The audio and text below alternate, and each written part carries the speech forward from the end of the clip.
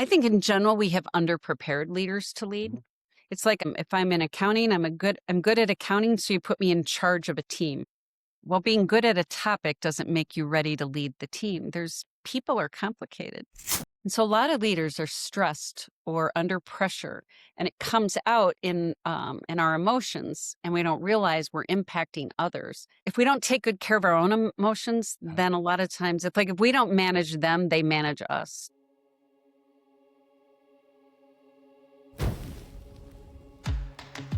Welcome to KPI Fireside. Our mission is simple: to improve companies and to improve careers through continuous improvement. In every episode, we explore the spark, the moment, the mindset, or the method that ignites real change.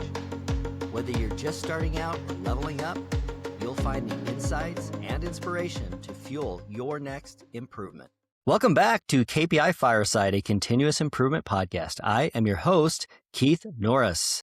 Our guest today is Cheryl Jekiel. Cheryl is the founder of the Lean Leadership Center, where she helps people-centric organizations integrate continuous improvement into their systems and culture. She has spent the last several years building an innovative leadership development approach that has successfully generated leaders who are capable of coaching their teams to work independently. She lives in the Chicago area. And Cheryl, welcome to the podcast. We're so happy to have you here. Hi, Keith.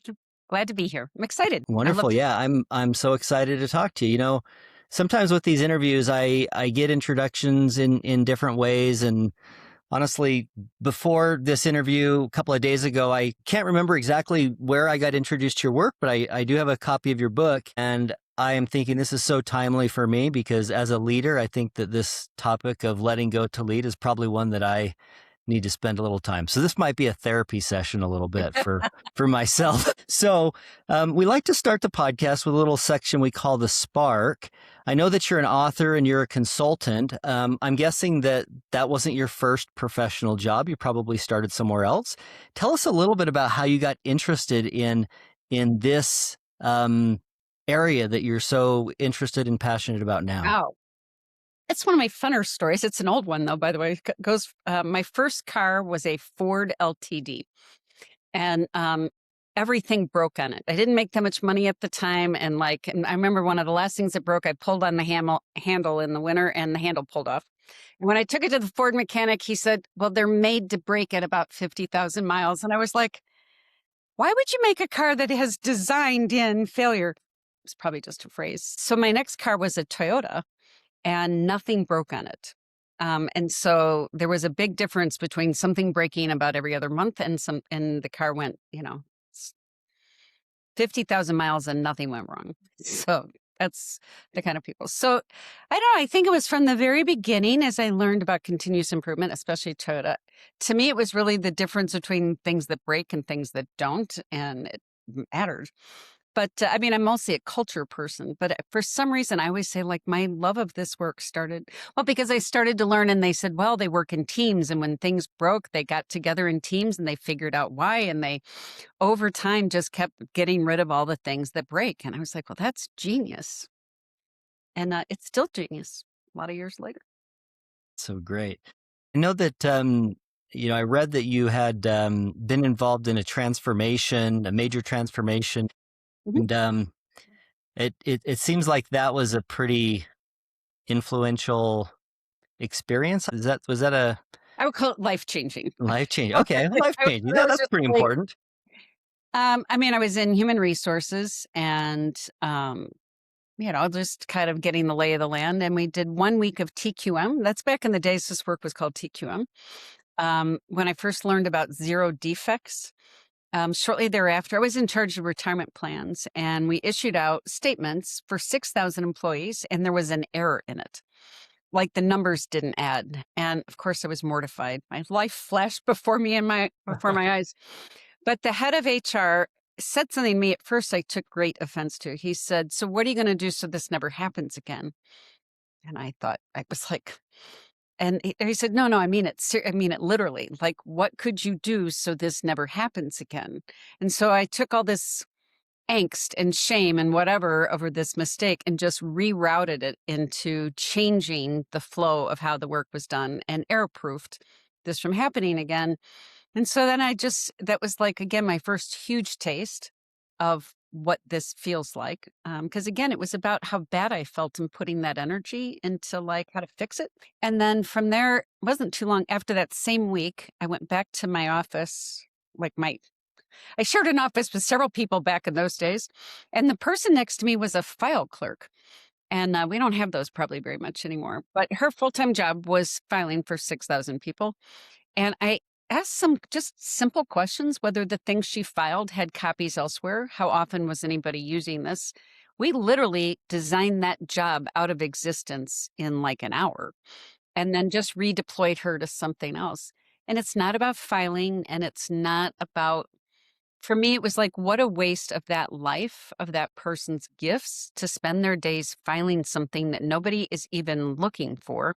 And then we just had her do something else. I mean, it was definitely not like she lost her job. We just had her do something more value added. So again, from the beginning, I saw this work as a way to get rid of blame and a way to get rid of self-blame and a way to have people do work that matters.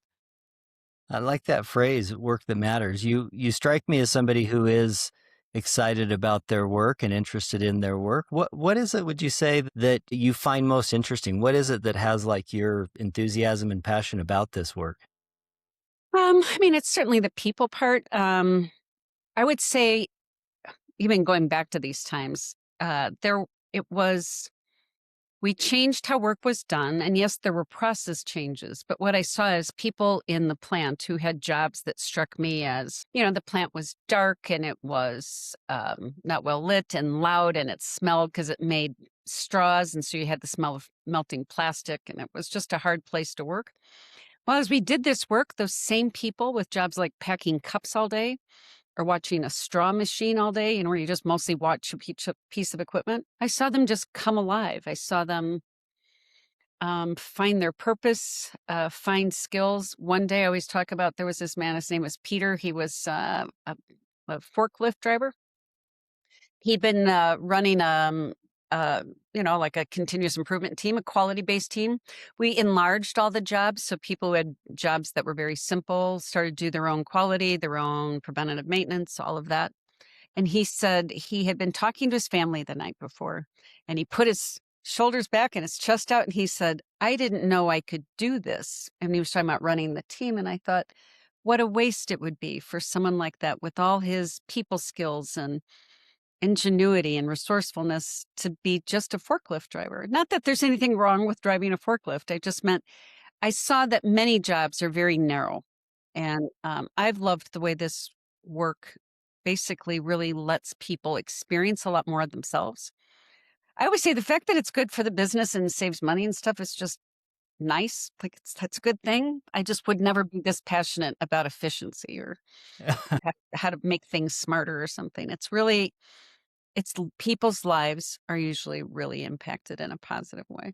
I think that resonates with me a lot as true as well. I think that there's this, I think I made a note of something I read in your book that feels like a shared belief that improving somebody's work life has a tendency to like improve their whole life and Yeah, in ways absolutely. that they might not have thought, that training that you were showing them at work is going to change what they think about possibilities in life. And what you were just talking about, I think, is a good example. I think some people get into these jobs and sometimes they might tend to be like manual labor jobs where maybe they've been told like, you're only going to be able to do this. Oh, you're never going to go to college. You're just going to be stuck doing this thing. And for some reason, they have this belief that that's all they can do. And then you come in with these training events. And I think that's one of the interesting things is when you do start engaging them in the work and it unlocks all of this unutilized human potential that exists in every workplace.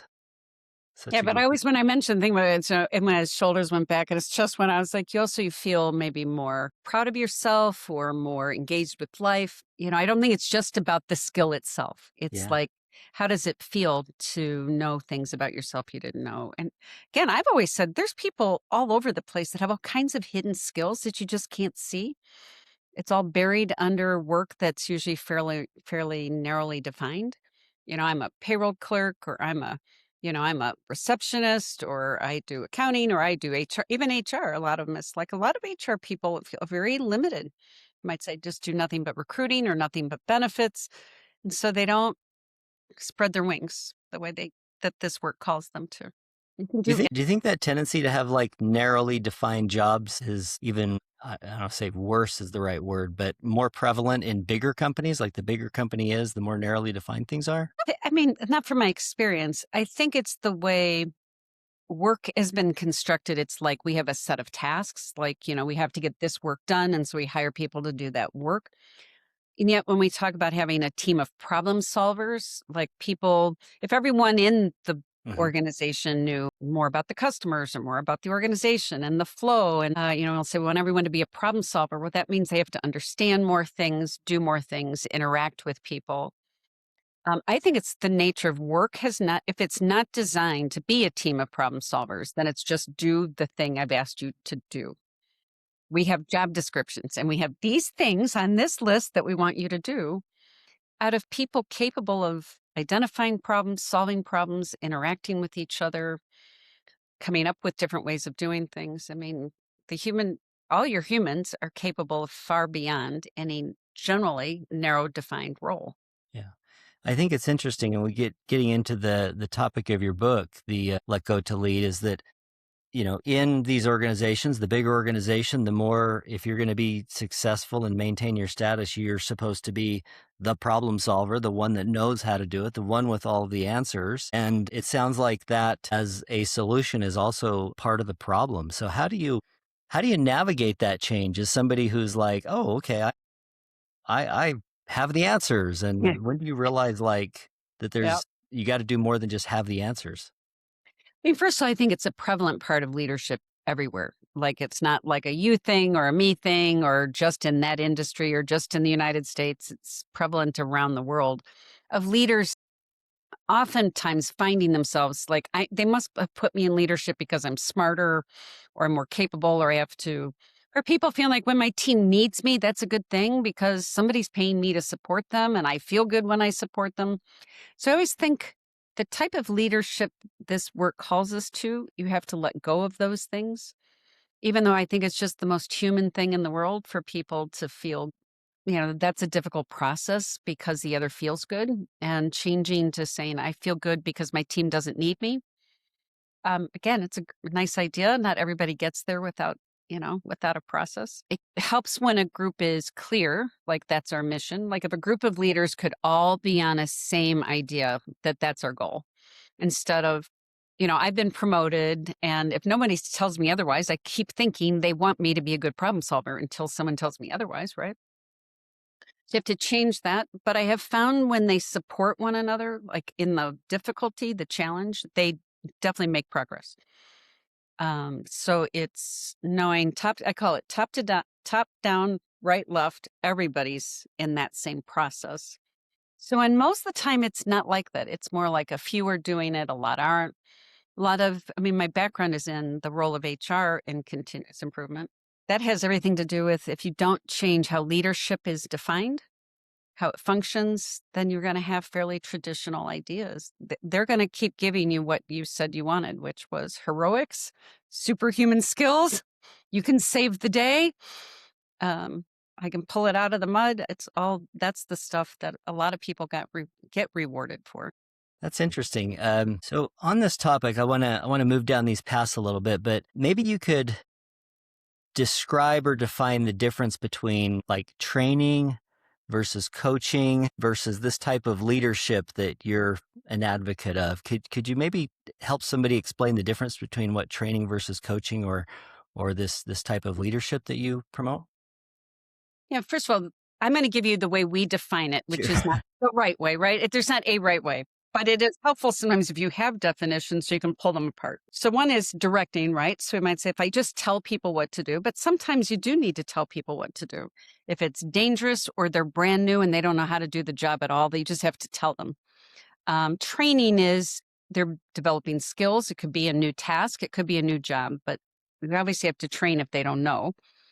Coaching is more letting you solve your own problem. Mentoring is the one people get the most like, what's the difference between it? When we think about coaching and the work we do, it's coaching means you can solve your own problem if I mostly support you in getting there. I'm going to ask you questions and help you get there on your own.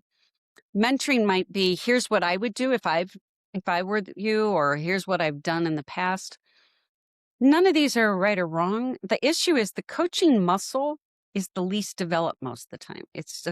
We know how to train. I even definitely know how to tell people what to do. And I pretty much know how to mentor. People like to mentor, they like to share their experience. Resisting all those urges to just, I'm going to ask you questions and you'll solve it for yourself, that's hard for a lot of people. It's just a skill that needs to be built. And the idea is also in one conversation, you could move between those. Someone could ask you a question. You may say, I don't know if they know how to do it. So I need to ask a question or two and find out they need training or they don't need training. If I just support them, they'll figure this out. If I just ask them some questions.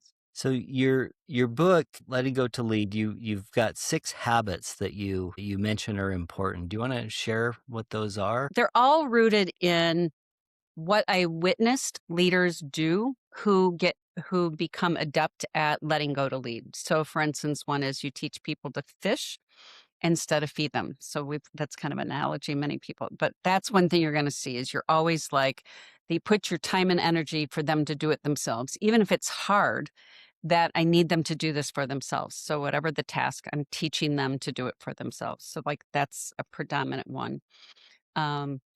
There's other habits about you want to do less helping, more work by inspiration. So inspire your team instead of help them so much. So a little less helping, more inspiration. Meaning, I believe in you. Here's your task. I call it goal-based leadership, meaning here's the parameter. We need this done. It needs to be done this way. This is how much money you have, how much time you have. Here's what's important. You need to keep people informed. But then you go do it. You go instead of I'm really telling you exactly what I want done. That means most of the time you're going to end up being uncomfortable that they do it differently than you would have done it. You're giving them the parameters that matter and knowing they'll probably find their own way, and it's very rarely your way. And you start to realize, I always say to people, this is like getting very comfortable being uncomfortable. It's not comfortable to let go. Might be the best way to lead, but it's not very comfortable. So those are just a couple of the habits. I think the part that I also find really interesting about the work, the book also has 4 dynamics or elements that I found made the difference to building these habits. I mean, and these aren't new habits. You might say, well, everybody knows we need to teach them to fish for themselves, right? Doing it's hard. And so there's 4 things that we found made a difference. And that's really one of the things I'd really like people to be aware of. So, and they're not going to be a mystery necessarily either. One is practice. So coaching skills are mostly built from repetition, practice, practice, practice. It's not like you go to, try it on Monday and you'll make it a habit. You need to do it every day, all day, over time, it becomes a habit. So it's realizing we don't arrive. Lean leaders aren't done developing. It's like you need to stay with it. Change what feels good. We talked about that a few minutes. You got to change what feels good. The community piece, I think, is critical. I've been experimenting with this the last several years. It doesn't cost anything necessarily, and it doesn't take a ton of structure, like spend an hour with each other or with a buddy group once a month. I just don't think most organizations are designed for leaders to really talk to each other about Yeah. what's going on. Especially now with more remote people. That's a good one. They're isolated. So community, I just can't say enough. That's really part of the name of this game. And the last one is, I call it be on your own side. Changing behavior is just naturally discouraging. It's hard. Like I try, I don't succeed. I did it one day, not the next. Most of the time when I've been working with the leaders, they'll be like something's wrong with me. I tried it and I didn't do it. I could have coached and I gave them the answer. And so they beat up on themselves. And I'm like, you need to stop that. You've got a gentle. And I didn't realize until time had gone by, people were like, well, that was really important for them, for somebody to be just saying, it's all okay. It's all okay. Along those lines, I mean, this is one thing that I find is interesting. Like, you go from being the person that knows how to do the thing the best, and then they say, "Hey, the manager left. You come be the manager," right? You kind of get thrown into this thing, and you have this mindset of you're supposed to be the one with the answers. How, as a leader, do you get feedback on your interactions with your team? Is it okay to ask them to give you feedback on how well you're doing at these things? Like, Oh, absolutely, what are some advice that you have absolutely. on how to get the feedback that you need to hear on how you're doing? Yeah, I mean, a lot of these are very specific little habits. So the other thing is these are, so we always have leaders pick some particular thing that might be working on your listening skills, asking more questions, maybe being better at providing the parameters, the goalposts for people to work within, whatever those are. When you're working on those habits, it's just creating that framework of getting, like we're saying, well, you need support, and then a lot of times, how will you know if you're successful? And it's the people you work with, it's asking them, am I asking more questions? Do you see me listening better? Um, we have very specific techniques around maybe if you want specific feedback, get clear what you want to know, help the people you're going to ask for feedback know what you want to know. Like I'm trying to grow as a leader. I'd like feedback around either how clear are my expectations? Do you feel supported by me or whatever you want to know? Let them think about it, and then you would have a meeting and ask open-ended questions, and then do the real hard thing, which is listen and not get, you know, don't defend or explain and just take it all in. In my prep, I had some notes about, I wanted to ask you about kind of where you're going right now with this idea of, I forget the words you used. I kind of, in my head, I'm thinking kind of lean into the challenge. Like you don't build muscles by not putting your muscles under pressure. You don't become a better leader without putting yourself into hard leadership situations. So you kind of have to like lean into that hard thing. But you said something about, I think it was like avoiding the reactivity or how to prepare yourself to avoid the reactivity. Yeah, you just wanna be ready to breathe through it. Literally, one of the exercises we do is they practice doing it in their room. They put themselves in a position they'd be receiving the feedback, and they practice feeling that feeling of like, I want to explain, I want to defend, and I just don't. I just ask another curious question, or I just stay still, I just relax. They all know that the moment they start explaining, the feedback will stop. They all know that, but they also, again, we all know that's a hard thing, but the more they all talk about it, it is hard. We're all trying it. We all have a hard time. The better they get stronger and more courageous when they're doing this together. Like we're all seeking feedback and we're all opening ourselves to that. Most of the times, by the way, even leaders who are very, have had, might be very top down, very directive to Yeah. people. Maybe sometimes they've said they've burnt some bridges. If you most of the time invite a team into your growth and ask for their help, they will just bend over backwards to help. If you just Especially if you ask them what you're doing wrong. right. What am I doing? What do I need to do better? Will you help? And almost 10 out of 10 times, yes, we'll help. If you are earnestly asking for help, yes, we'll help. I love what you said there about it just takes practice because, again, if we apply this to maybe like a sports analogy of Michael Jordan or Tiger Woods, if you say, "Hey, Michael Jordan, why are you so good at basketball?" It's not that he Right. shoots with like some special technique. It's just that he practiced it a lot more than somebody else. With leadership, let's say there's somebody who's like new, that, early in their leadership journey, they just got promoted and they think, oh my gosh, I'm the only one who thinks this way. I'm the only one that deals with this challenge. But maybe those are some things that you've seen in, very high level people. What are some of those thoughts that go through their head as a leader that, Well, I don't think it's just new leaders. I think most leaders, from my experience, seem to think everyone else is having an easier time than they are. I actually think even very talented, effective leaders oftentimes carry self doubt of like, I'm not sure I'm doing this right. They can be hard on themselves. That's why one of the things we talk about. I definitely think as they come into it, I think in general we have underprepared leaders to lead. It's like if I'm in accounting, I'm good at accounting, so you put me in charge of a team. Well, being good at a topic doesn't make you ready to lead the team. People are complicated. We don't do it in the maintenance department. We don't put people over really expensive, complicated equipment without a background in it. So I think some of it is we haven't necessarily prepared them for how to really understand people, support people, know what to do to be effective with people.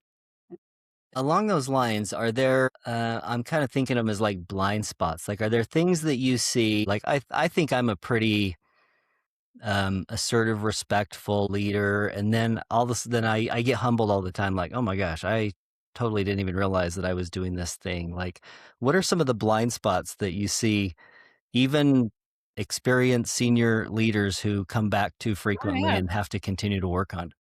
Well, two we work on a lot are managing your emotions. So even for myself, not even that long ago, I was quite humbled when one of my teammates made it clear, like she had been taking things I said to mean she was making me mad or upset or wasn't doing a good job. All it really was is she was around a topical area that I'm frustrated about. I didn't realize, even with all my background, that I was taking that frustration out on her. It was coming through in my tone, and I'm thinking I'm upset about this thing, and she thinks I'm upset about her. I'm like, how would the other person not know that? And so a lot of leaders are stressed or under pressure, and it comes out in our emotions, and we don't realize we're impacting others. Now I know that, but I was doing it like unconsciously. I didn't really realize it until I had that humbling moment of going, "Wow, that is not the impact on people I'd like to have." So it's really, if we don't take good care of our own emotions, then a lot of times it's like if we don't manage them, they manage us. So if we're not aware I'm angry or I'm frustrated or under stress, then a lot of times it is coming out. It's just coming out sideways. Yeah, that's a good topic. Do you have any advice for how to ask for that feedback? Like for people that generally want to improve and you want to go to your team and say, "Hey, how can I get better?" Is there a I mean, first of all, that's one, a lot of times, those are issues of psychological safety. You were asking me like, what are common situations leaders at all levels and all types find? It's our emotions. By the way, the second topic that gets in the way is I call judgments. We don't necessarily talk about it a lot, but we're all carrying judgments about things. And again, people can feel it. They can tell, oh, you don't think that person's smart, or you don't think they can tell by our expressions, our mannerisms, what we say. They know what we think about things. So again, I think, and I've seen teams have like that openness and safety, which is what a lot of you're seeking, is a place to feel safe. It's owning, there's more transparency about those things. You're not going to not be judgmental, but you're aware when you feel judgmental and you might speak to it and then do better. Especially department to department, like that department, them, are we talking negatively about other groups, other yeah. companies? And then just saying, it's not on them. We need to be doing our part, not waiting for the other department to do, to be better. So I think it's just a lot of owning that or asking people, if you see me doing that, let me know. Are you struggling to ignite real change in your continuous improvement program? Firestarter is your field guide. Real stories, proven strategies, no fluff. Get it now on Amazon. So one of the topics of improvement is asking people for ideas. This is a very, important part of continuous improvement, is engaging the people that work for you. And you mentioned something about like the emotions, and I'm kind of picturing myself asking somebody for an idea, and then the idea they share with me is a terrible idea. I'm like, oh, we're not doing that. That's stupid. We tried that 2 years ago. That's obviously like probably not the right way to react to the idea. How do you recommend that people engage those ideas, either if it's a great idea or if it's maybe not such a great idea? Is there a different way to handle I those? mean, in general, it would be what you're thinking it is. Idea for idea, you want to take the idea in, realize they're precious, they're valuable. If you're not careful with the one idea, they're not quick to give you the second ever. So if each person, whenever they're giving you that idea, you have to be really careful with it. We all know that. The problem is, I always say, they've, let's say, suggested we paint the cafeteria black, then it's like, well, that's not a good idea. So we have to kind of learn to override that and say, well, why do you want to do that? Ask questions, look for any aspect of the idea that is workable. Most ideas aren't 100% bad, but even if you found a way, well, maybe let's say they say we want to paint the cafeteria, maybe it's not that color. Oh, well then let's explore, let's get some other people's ideas about whether we want to paint the cafeteria and what color it might be. So it's really not reacting to that like, oh, that's not a good idea. It's like, where are there elements to work from? But I think the bigger issue with this is in continuous improvement, we're often saying, let's go grab ideas. If you think of a typical leader in a busy day, between meeting, lots of pressure and people handing them ideas, that's the challenge. It's not one simple idea at a time that I'm fixed and ready to give you my best response and my best moment to every idea. I'm getting in more ideas faster and I'm not necessarily slowed down enough. So a lot of times what we're talking about is if they're that precious and that valuable, we have to kind of be on alert for how we're responding to it, like practice how we were going to respond to these ideas and being careful. The last message you want to give them is it's a bad idea or it's not important to me that you gave it to me or it's not that valuable. I mean, even in those first experiences we talked about at the beginning of this, I remember one of them, I gave a suggestion. I got kind of we've tried that, doesn't matter. And I never spoke to that leader. I mean, I wasn't mad. I just said, you obviously don't care what I have to say. I just never spoke to them again. And I'm like, a lot of people, that's their experience. If they come to you once with an idea and you shut them down, okay, I'm out. Is there, like, if you were to teach me, role play this with me of like, what is a good way to handle an idea that, first of all, I'm not going to have a negative facial reaction. I'm not going to be like, oh, that's terrible. But what might I say to that person to make sure that I don't shut them down entirely and, continue to try again? Curious, be curious, ask questions. I mean, sometimes even just good listening skills, like look directly at the person, stop what you're doing, undivided attention, let them know how much you value the idea. Be curious about the idea, ask more questions.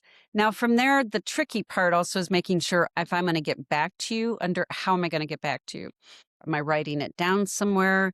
Because the next place we drop the ball is they gave you the idea, we talked about it, and then they're like, where did the idea go? And you're like, well, it went out my brain when I walked away from this situation. It's gone.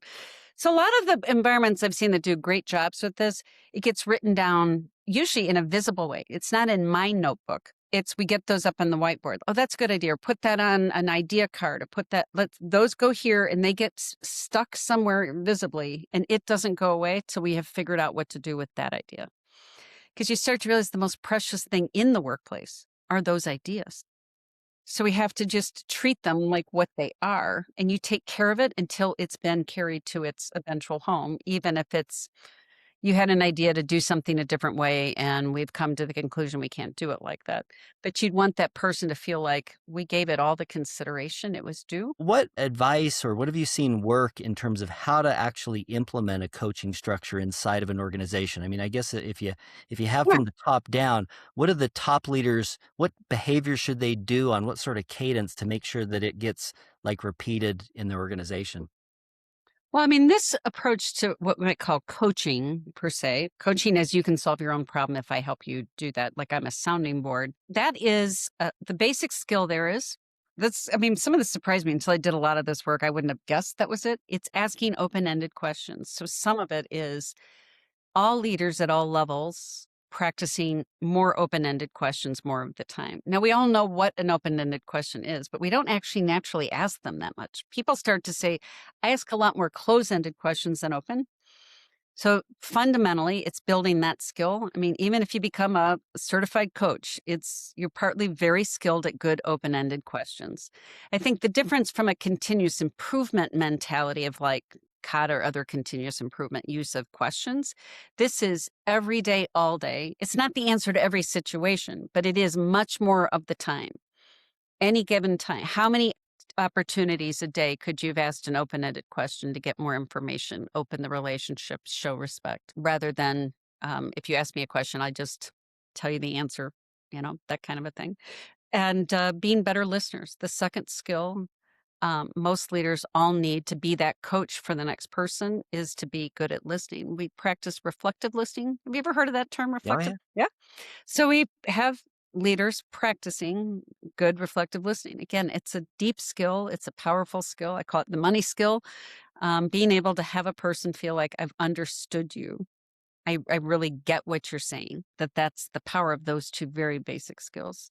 So if you said we want to see everybody, even our team leads getting that level of support, it's building that skill set, practice, drills.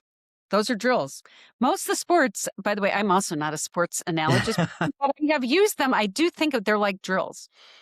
This is the essential, like, do it over and over and over again. It's asking open-ended questions and being good listeners when people are speaking.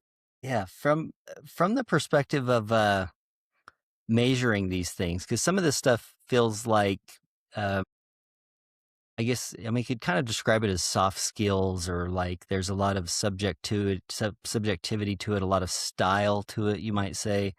But are there some things that are measurable in this that an organization might be able to point to and say, hey, we're trying to do more of this. Let's just say we read Cheryl's book, or we had Cheryl's company come in and we're doing What are this. you measuring? Where could we see the results? Like what kind of things should we see moving in our organization, or what could we measure to see what kind of an impact it's having? What kind of Well, there's the big ones, like if you measure engagement in any shape, way, or form. All of these things trigger a more engaged environment because really much of these things that we've been talking about all drive engagement levels. Um, I imagine mostly have some sense it means how much are people feeling internally connected to their work? Do they have a sense of meaning and purpose in their work? Do they feel like they matter? Those kinds of things. It's not the same as like award systems or bonus systems and all of those. Those are more extrinsic motivations. So they're internally motivated. You'll see usually certainly better attendance and better lower turnover. What I've seen pragmatically, I've seen in leadership that I think is the coolest is it'll usually go from, if you have a leadership opening, it's a struggle to get people to want into that path because that's just a place to like have endless commitment. Everybody just wants something from you. Like a lot of times, first line supervisory positions don't look very appetizing. It's make a little bit more money, maybe, and for a whole lot more pressure, a right? lot of headaches sometimes? A lot of headaches. This has created, like, if it's a place of supportive community and I build skills and I don't feel alone and we're all doing this together, they line up to get in there. So I've seen where you could start to say, when there's an opening, how big's the line to get at the next people leadership role? And if that grows, then that's a really meaningful, a lot of companies or organizations need more leaders Those are to good. grow. You shared a couple of really good examples there. One of my first thoughts was, is this something that you measure with a survey? Like, do you ask people, do they feel engaged? Do you ask people? But then you said things like attendance, right? Attendance is one of those things that you can measure. That's one that I've seen before, where companies that have what you might call good cultures tend to have better attendance. The one about openings, like I've seen people measure things like what percent of our job openings are filled by like internal promotions, depending on how they measure. That's another one that I think is maybe not as intuitive as, it's logical, but maybe not intuitive, that you can see how great of it is this place to work, that people want to grow and progress.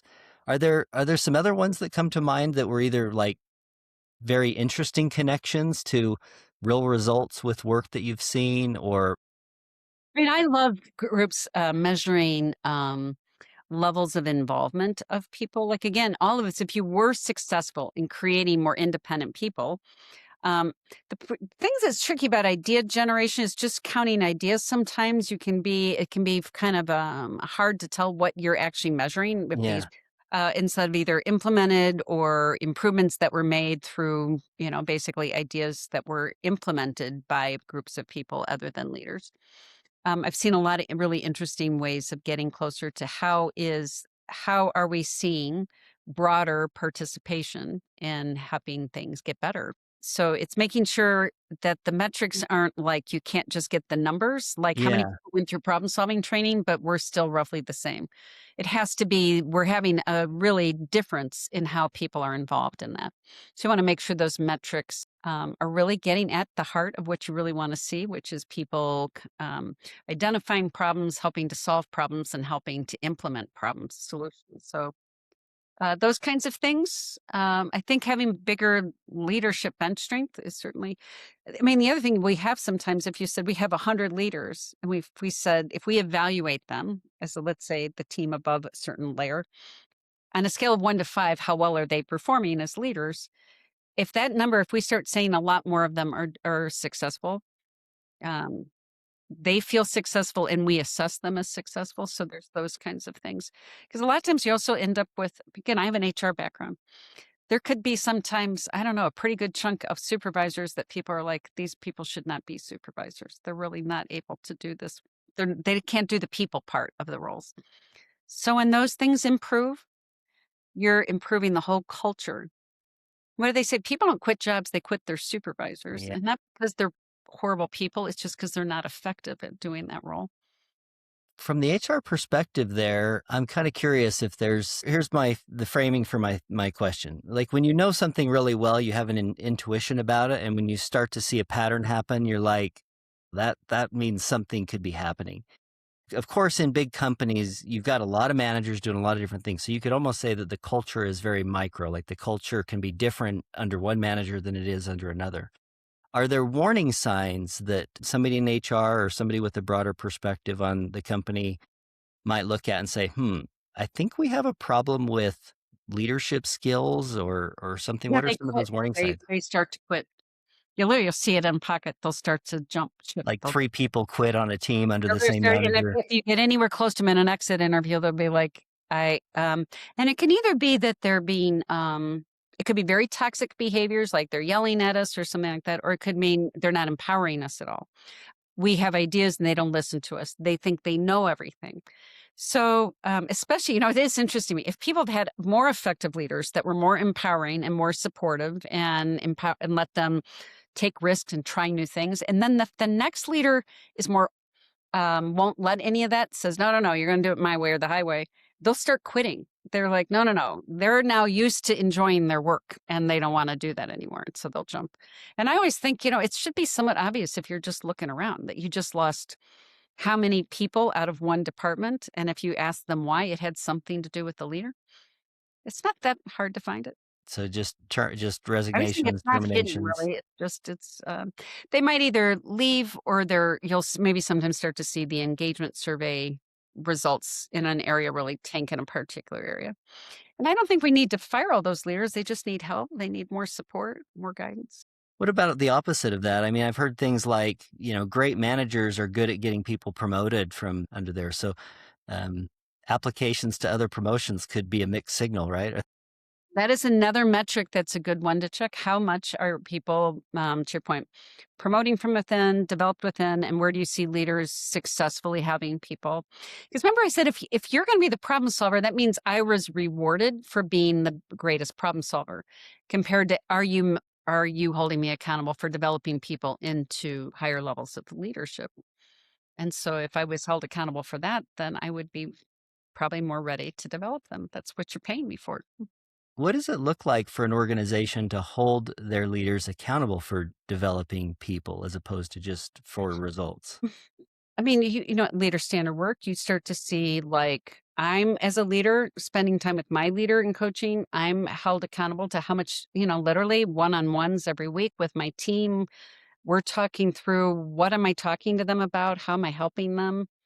I think it's a lot of recognition and expectation around that your team can do things without you. You're like, yes, there's a problem, and they did, and my team did this, this, and this. It's not I did this and this. And that if you weren't working that way, you're being coached to how can you help your team work without you? One place it'll always show up is if you say, can we go off site for a day? Some environments like, oh no, we could never go off site for a day. We have to be here all I the can't get time. away. And then we're like, well, that's just a sign that your team requires you to be in the building to function instead of usually the more empowering leaders are like, I could be gone for a week. This team does not need me to get through the day. They know how to handle problems. They know how to do everything. That's That's the fastest way to check the temperature. That's such an interesting kind of paradox, I guess, is that what's kind of the analogy, like the duck that looks calm on top, but the legs are spinning underneath. Like sometimes the leaders that look like they're not doing anything are the ones that are actually doing the best because their teams are really high functioning. Absolutely. And that's why people are like, well, how could you be gone a week and nobody cares? And I'm like, well, because if they're waiting on me to get through the day, then we're in the wrong place. But right, it looks like, how could they not need you? That's exactly what it is. That's interesting. It sounds like leadership is a very nuanced topic. But actually, my thing is, I call it's a team sport. Yeah, Leadership is a team sport. that's great. It's not meant to be done. I just love the idea that you don't have to be the one that has all the answers, right? Like it's a job that needs to be done on the team, just like any other job that needs to be done on the team, and it requires a certain set of skills, and you have to practice them and be good at them, just like any other. Yep. It's Yep. so good. Well, Cheryl, I've got just a little round. I call these the rapid fire. These are just kind of short questions, kind of top of mind answers. Okay. The most important job of a leader is to. Believe in believe in people. Believe in their people. That's a great answer. Do you have a favorite go-to like problem-solving tool, technique, or something that you find yourself turning to?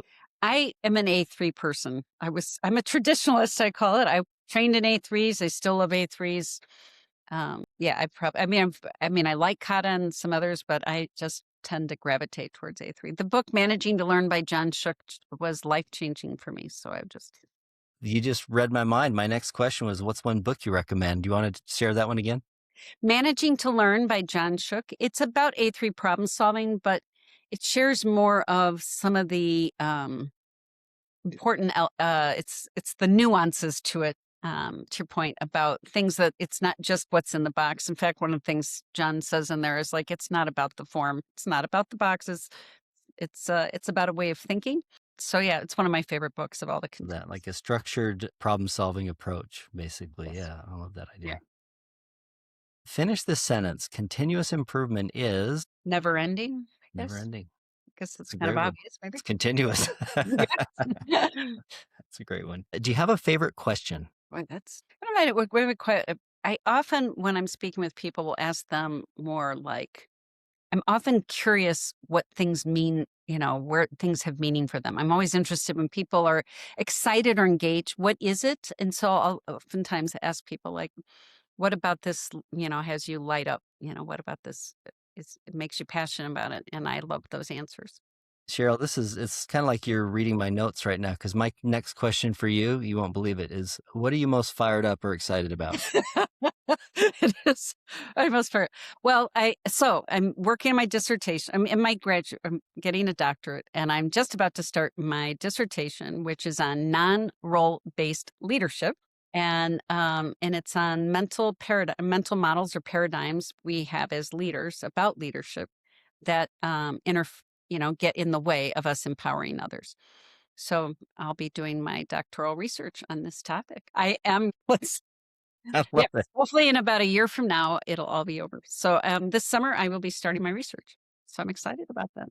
What is something that you believe about leadership that you find is maybe not a common belief? Mostly I think that it's hard. I think we tend to speak about it like it should be not that hard. Like all the things we just said should be, like should be able to do it. It should be, I think it's way harder than we talk about. It takes a lot more working through tough things and tough situations and overriding instincts to control and all that. I think the desire to control is as natural as breathing. Why would you want to let go? That makes no sense. So I think most people we're not recognizing the way we need to how hard it actually really is to be an effective leader. That's so true. That's so true. And especially the part about it being unnatural, like it really is something that you have to focus on doing and not just once, but continuously. Yeah, it's hard. And just when you think you got it all figured out, you need to realize that you're just starting at the bottom step again. Thank you so much for joining us today and sharing your wisdom with us and telling us some fun stories. I appreciate it so much. Thanks. It was really nice. Very good. For our listeners, if you'd like to suggest a guest, ask a question, or give us any ideas for episodes or content, you can reach out to me, Keith Norris, on LinkedIn. And Cheryl, where can people find you? So my website is Lean Leadership Center. So www.Lean Leadership Center, or you can reach me on LinkedIn. Cheryl Jekiel at LinkedIn is easy enough. Thank you so much. And this concludes this episode of KPI Fireside, a continuous improvement podcast. If you've enjoyed today's episode, please be sure to add a comment, like, follow, subscribe on all the socials, share the podcast with friends and colleagues who are as passionate about continuous improvement as you are. You can find us wherever you get your podcast. And until next time, keep driving progress and sparking change. This episode is brought to you by KPI Fire, the all-in-one platform for continuous improvement. With KPI Fire, you can align strategy, drive execution, and engage your people. So whether you're leading a team or driving enterprise-wide change, KPI Fire helps you deliver real results. Learn more at www.kpifire.com.